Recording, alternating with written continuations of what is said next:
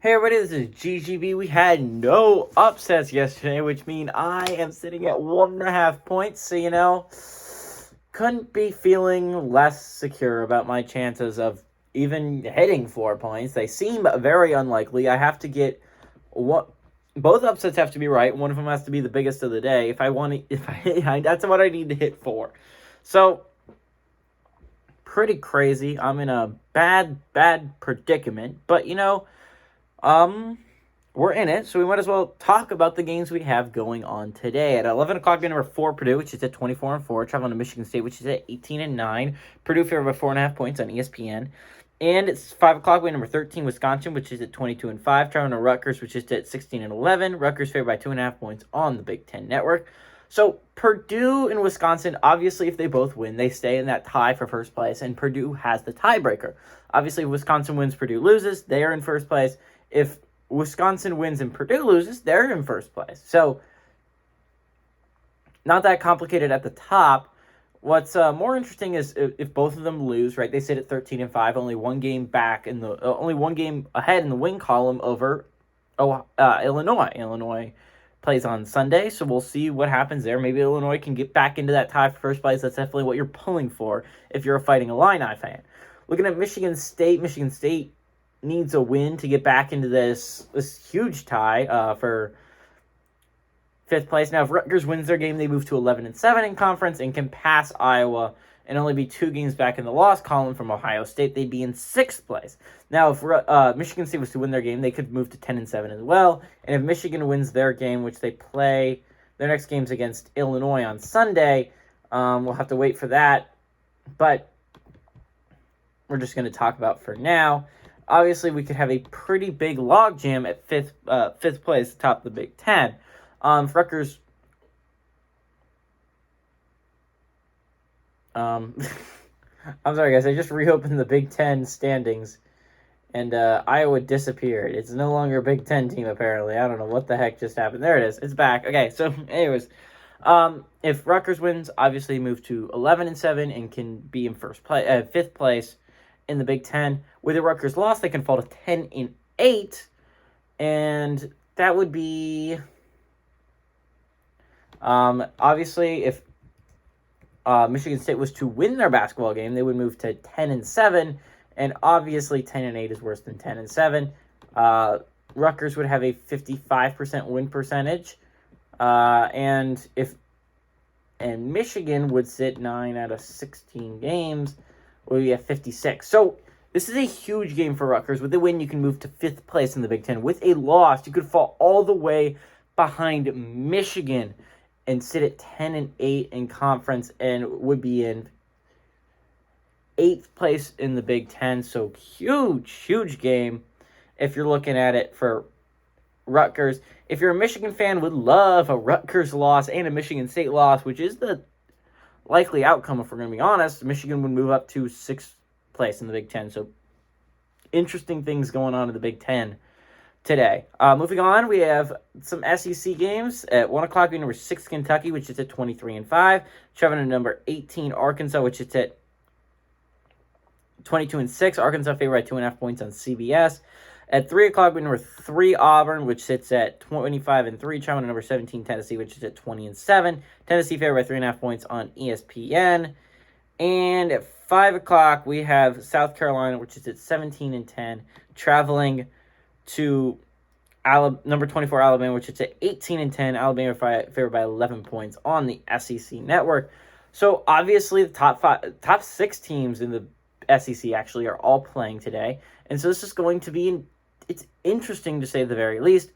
Auburn and Kentucky are obviously very close, and if you're looking at it from a Kentucky fan, obviously rooting for your own team against Arkansas today, if they were to win and Auburn was to lose, they would enter a tie in conference for first place in the SEC, and Auburn obviously has the tiebreaker, but it'd be very close, and Kentucky would be very close to taking that number 1 spot, which is what you're hoping for if you're a Kentucky fan. Now, if Arkansas was to beat Kentucky, they would both sit at 12-4 in conference. They would both sit at 23-6 overall, and I believe the tiebreaker would then go to Arkansas because they've won the head-to-head. I don't know if they've played before, but that's just how I think it would probably work out. But also, if you're looking at it, if Tennessee was to win their game, you could have a three-way tie for second place atop the SEC, which would be really interesting. Having Kentucky, Arkansas, and Tennessee all tied for second place. Obviously, the tiebreaker would work out in Kentucky and Arkansas's way. It's just that's how it would work out. They would be 2 games ahead overall over Tennessee, but Tennessee would at least get themselves back into the picture. And you're still trying to make a play for second place if you're Tennessee, maybe even first, but seems unlikely. And then you got, obviously, Arkansas and Tennessee with a loss could fall to 11-5 in conference. Arkansas with a loss and a Tennessee win would fall to 4th place in conference. Anyways, that's the way these things can go. Arkansas can fall no farther than 4th place and get no farther than a tie for second. Tennessee obviously could lose, stay in 4th place. It's as far drop as they're dropping. And if they win, they could move to 3rd place if they were to win and Arkansas was to lose against Kentucky. That's what you're kind of rooting for if you're a Tennessee fan. Although you wouldn't be mad at an Arkansas win and you winning against Auburn, that would make it very close to getting 2nd place. Anyways, moving on. We got the South Carolina-Alabama game. Obviously, this game is pretty significant. They both sit at 8-7 in conference, tied for 5th place. Alabama obviously has the tiebreaker with a better 18-10 overall record than South Carolina's 17-10 overall record. What's surprising about the SEC is South Carolina now has the longest active winning streak in the SEC, winning 4 straight. Whoever loses this game falls to 8-8. Whoever wins it moves to 9-7. So whoever wins it will be in 5th place. They will be in 5th place. I don't see. Basically, if you're one of these teams, you're trying to hold on to 5th place. If you're Alabama or South Carolina, whoever loses could fall to 8-8. And LSU plays Missouri tomorrow. They sit at 7-8. Florida also plays tomorrow against Georgia, who also sit at 7-8. Mississippi State also plays Vanderbilt tomorrow. That one's probably going to be the toughest of those games. If you're talking about it, Missouri and Georgia both aren't very good basketball teams, but Vanderbilt's actually a solid basketball team. But if you're looking at it, LSU and Florida both likely to pick up the W's tomorrow, which means whoever loses the game, whether it's South Carolina or Alabama, would likely fall to a tie with LSU and Florida, maybe even Mississippi State if they were to win their Vanderbilt game. So theoretically, if you're South Carolina, if you lose this game, you could fall to 8-8 and drop to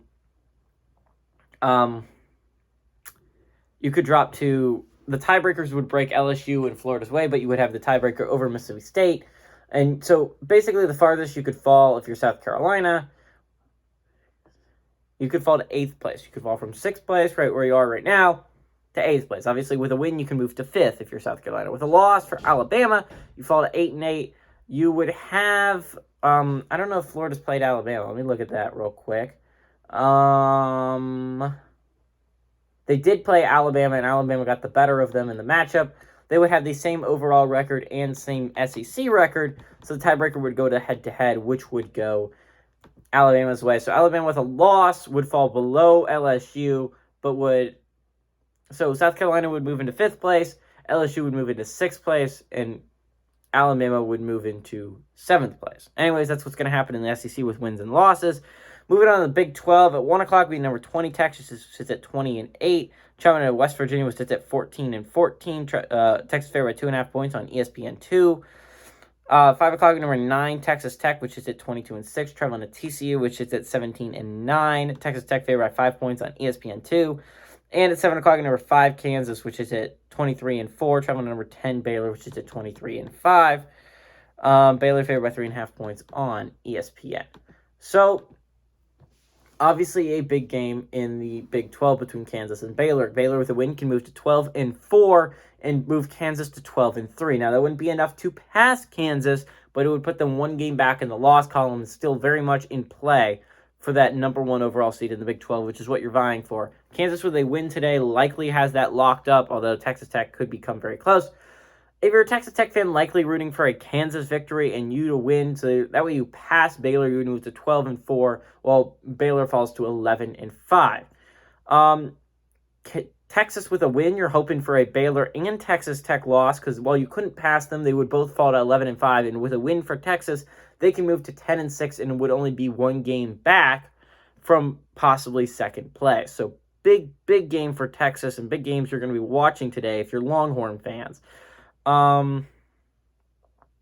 TCU's the next one. TCU with a win can move to 7-8 in conference. Still not enough to pass someone, but with a loss could fall to 6-9 in conference, which is where Iowa State, Kansas State, and Oklahoma State all sit. I wouldn't be too worried about Oklahoma State because they're not eligible for the Big 12 tournament. But Iowa State sits at 6-9 and plays Kansas State tomorrow. So with a loss, TCU, either Kansas State or Iowa State will pass you. So interestingly, pretty significant game in the Big 12 is going to be between Iowa State and Kansas State. If TCU loses their game against Texas Tech, Kansas State or Iowa State, one of them will pass the other. You'll be fine if you're TCU. Even if Oklahoma State passes you, so what? That's my attitude about Oklahoma State. The only thing I want is not to lose to them. That's basically it. I don't care about where they are in the standings because, again, they're not eligible. And then finally, West Virginia, with a win, can move to 4-12 in conference. And an Oklahoma loss against Oklahoma State, where Oklahoma State actually does matter, would make it a tie in conference. And West Virginia would have the better 15-14 overall record than Oklahoma's 14-15 record. Anyways, that's what's happened with a win and a loss for each of the Big 12 teams. Moving on to the Pac-12, actually. Number 12, UCLA, which is at 20-6.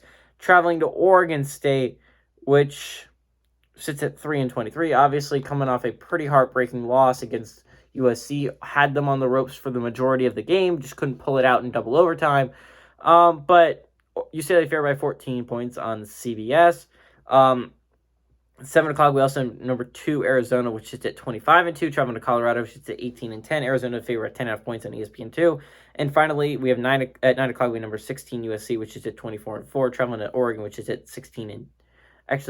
18-10, I'm sorry. Oregon favored by 3.5 points on ESPN2. So, obviously, Arizona basically has the Pac-12 number 1 overall seed locked up. I would be you're playing these games if you're the Wildcats to just keep your 1 seed. Because right now, as the tournament said, when they picked it before Saturday, Arizona was the number 3 overall seed, likely the number 2 overall seed now with a Auburn loss, as long as you don't lose any more games if you're Arizona. So you can't afford to drop one, especially to a dangerous Colorado team that, while is pretty good, it's on the fringe of the March Madness tournament, and you can't give them a win that would definitely boost the resume to getting it. But Arizona, win or loss, is going to be in first place after today. USC and UCLA obviously are interesting. With a USC loss and UCLA win, they could both be at 13-5 in conference. Now, USC still has the tiebreaker over that, but USC down the stretch plays Arizona and UCLA, so UCLA would then still hold their own destiny in their hands with a USC loss. So, big game there in the Pac-12, obviously, between USC and Oregon. And UCLA and Oregon State. If UCLA was to lose this game, they could fall to 12-6 and 20-7 overall. If Oregon was to win their game against UCLA, they could move to 12-6 and be tied in conference. Unfortunately, the 19-10 record is not going to be as good as the UCLA's 20-7 record, but still, that's what you're rooting for if you're an Oregon fan. Plus, I don't know if you can really catch up. It's going to be tough to catch up to USC, but you're at least hoping you can, and this would at least give you a massive win on your resume outside of the UCLA one you just picked up this week. With an Oregon loss, they could fall to 11-7, and while Colorado's 11-8 wouldn't be quite enough to pass them, they would only be 1 game back in the loss column. That's what you're rooting for Colorado. If Colorado was to lose this game, they could fall to 10-9 in conference, and if Washington State was to pick up their win against Washington tomorrow, which, I don't know, Washington's not that great of a basketball team. It's quite likely. Washington State would move to 9-8, which means they would have won 9 out of 17 basketball games, which would put them at a 52% win percentage. Colorado with loss would have won 10 out of 19 basketball games, which would be a 52.6%. So slightly worse. If you're Colorado, you lose this game, you'll drop below Washington or Washington State, because remember, they both sit at 8-8 in conference. Whoever wins that game will pass you if you're Colorado. So that's definitely what you don't want if you're Colorado. Colorado right now sits in 5th place. Will drop to 6th if they lose this basketball game. Oregon State, obviously in a horrible position, likely can't catch up with Utah unless they win out and Utah loses out. But you might as well hope that you keep hope alive if you're Oregon State. And basically, this is to end your 13-game losing streak. It's less about passing anyone. At 4 o'clock, we have number 19, Murray State, which sits at 27-2, traveling to Southeast Missouri State, which is at 13-16. Murray State favored by 11.5 points on ESPN+. Right now, Murray State's just in first place no matter what. Obviously, the win against Belmont was huge this week, especially in blowout fashion as it was. Belmont's a pretty good basketball team, so it's pretty interesting. Anyway, Southeast Missouri State is in a good position at 4th place, but with a loss, could lose that position to Tennessee State. With a loss, you could fall to 13-17 overall and 8-9 in conference. So Tennessee State doesn't play. It plays Belmont tomorrow, so likely a Belmont win. If you're going to be honest, Belmont's likely going to be coming on a revenge game since they just lost badly to Murray State on what a lot of people owned on TVs. A lot of people have ESPNU. So that's going to be kind of embarrassing for them, and you better believe that Belmont's going to take that out against Tennessee State. Likely a Tennessee State loss, even with the Southeast Missouri loss, you likely still stay in 4th place if you're one of those fans. But, if worst thing comes to worst, if you're Southeast Missouri, Tennessee State wins, you lose, and they move to 9-9, and you fall to 8-9, and you drop one below, and you're not a 5 seed in the Ohio Valley Conference. Obviously not ideal if you're Southeast Missouri State. Moving on, we have an ACC game. We have at 5 o'clock, number 7 Duke, which is at 24-4, traveling to Syracuse, which is at 15-13. Duke favored by 7.5 points on ESPN. Obviously, a pretty significant game in the ACC. Remember, Duke has a 1-game lead over Notre Dame, but with a loss, they could lose that lead and enter a tiebreaker scenario with the Fighting Irish. Obviously, Duke wins that tiebreaker, but Duke obviously doesn't want to make it go to a tiebreaker. This would be a bad loss on their resume. Now, they do have a favorable stretch to go down. They play Pitt on Tuesday. UNC at home might be a little bit more difficult than Duke fans would like to hope. UNC's not playing poorly by any means down the stretch, but it's a big game nonetheless for Duke. You need to win. Syracuse desperately needs this win, by the way. If they want to stay, they're likely going to have to make a run in the ACC tournament. I don't see them making it with their 15-13 record. Even if they do win out, it seems unlikely that they make the tournament. Who knows? The Duke win might boost them there, but I very much doubt it. So if you're Syracuse, you're really hoping you just win this basketball game for standing's sake. You need to make sure you play high so you can make a run on the ACC tournament like Georgia Tech did last year and make it to March Madness. Now, if you're a Virginia Tech fan, you're not hoping for a Syracuse win. You're hoping for a Duke win here, because if Virginia Tech loses their basketball game, you would love to still have the tiebreaker over Syracuse, and you would actually drop a spot, which right now Virginia Tech currently sits at 7th place in the ACC, and you need some help if you're Virginia Tech, and you need to keep winning basketball games if you want to make it at large, but you want to be high in the standings so you can at least make a run and put yourself in a position in the ACC tournament. You would love a Syracuse loss. It would fall to 9-9. They're not moving anywhere. The only thing they could gain is with a win. You could pass Virginia Tech. That is it. If you're a Orange fan. 7:30 we have Creighton, which is at 19-8. Traveling to number 11 Providence, is at 23-3. Providence favored 5 points on FS1. So Providence obviously sits in first place in the Big East. If Providence was to lose this game, they would have won 13 out of 16 basketball games, which is possible because Creighton's pretty hot right now. They sit that would be an 81.25% win percentage. Villanova would sit at 14-4, which means winning 14 out of 18 basketball games. I'm sorry, I did the math wrong. 14 out of 18 basketball games. That would put them at 77. Not quite good enough over Providence, but you would like a little bit closer if you're Villanova, because you do have a game coming up against them, which means you hold your own destiny if Providence loses this basketball game. You might still do it if even Providence doesn't, but you would like that. You'd like a Providence loss. Creighton, would they win, can move to 12-5 and pass UConn for third place in the Big East. Creighton does have the longest winning streak in the Big East. I feel like it's worth mentioning. With a loss for Creighton, they could fall to 11-6, which would be half a game behind UConn. So big game for Creighton. Obviously, you want to win. You want to be third place in the Big East. It's a good spot to be. If you lose, you're one game ahead of Marquette. Marquette obviously is a team that can get hot, so I'm interested to see how the Golden Eagles do down the stretch. And that's going to be interesting to say the very least, but Creighton's not going to move all that much. And then finally, at 9 o'clock, we have number 1 Gonzaga, which is at 24-2. Toronto number 23 St. Mary's, which is at 23-6. Gonzaga favored by 9.5 points on ESPN. So again, Gonzaga has the number 1 seed in the WCC locked up. What they're playing for is the number 1 seed overall. St. Mary's, with a win or loss, is going to stay in second place. Even if Santa Clara was to win and St. Mary's was to lose, St. Mary's would still be 1 game ahead of the Broncos. So who do I think is going to win? I'm going to go with my gut. My gut says Rutgers, right? I think Rutgers is a really, really good basketball team. It's one of my favorite teams to watch in the Big Ten. I think it's a really good basketball team. I'm going to be rooting for the Scarlet Knights. Everybody, this is GDB saying adios amigos and go Scarlet Knights.